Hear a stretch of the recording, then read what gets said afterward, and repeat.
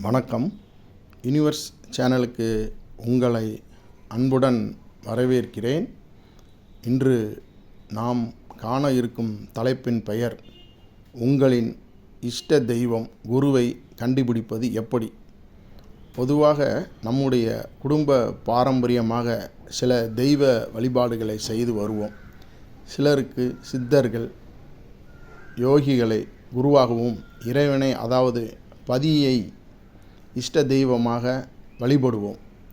இது எப்பொழுது நம்மை போன்றவர்களிடம் காணப்படும் ஒருவித தெய்வ வழிபாடுகளாகும்.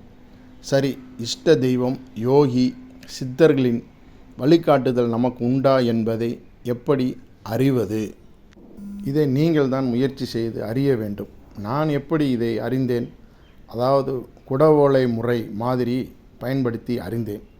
அதாவது குடவோலை முறை என்பது அந்த காலத்தில் பார்த்திங்கன்னா, கிராம நிர்வாக சபை உறுப்பினர்களை தேர்ந்தெடுக்க இந்த முறை பயன்பட்டது.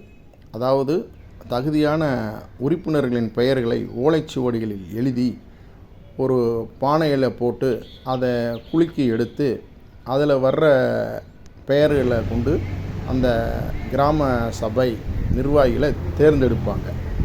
ஸோ இதே போன்று நான் சித்தர்கள், யோகிகள், இஷ்ட தெய்வம் ஆகியோர்களின் பெயர்களை ஒவ்வொரு சிறிய பேப்பர்களை தனித்தனியாக எழுதி மடித்து மேஜை மேல் பரப்பி வைத்து கொண்டேன்.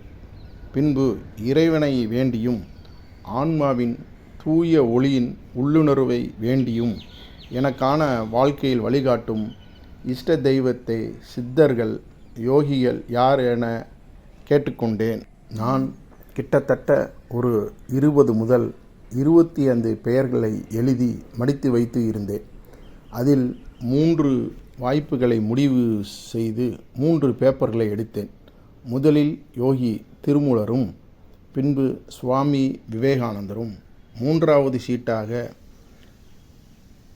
சீரடி சாய்பாபா என இருந்தது.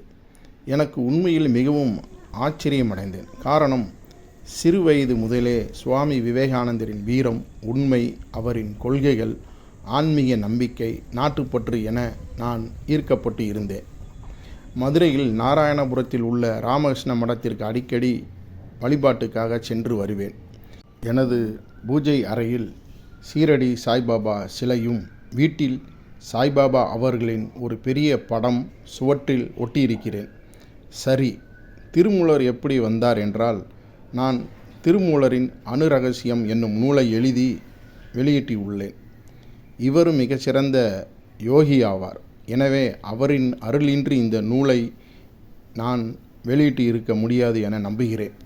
ஆக இந்த 3 பேரும் எனக்கு பிரியமான யோகிகள், அவர்களே நான் தேர்ந்தெடுத்து உள்ளேன் என மிக மகிழ்ச்சியாக கூறிக்கொள்கிறேன்.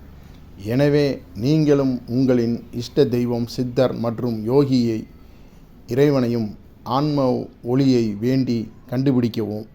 உண்மையாக நான் உபயோகித்த இந்த குடவோலை முறை போன்ற வகையில் பேப்பர்களில் பெயர்களை எழுதி 3 பெயர்களை தேர்ந்தெடுத்து அவர்களின் அருளை பெறவும்.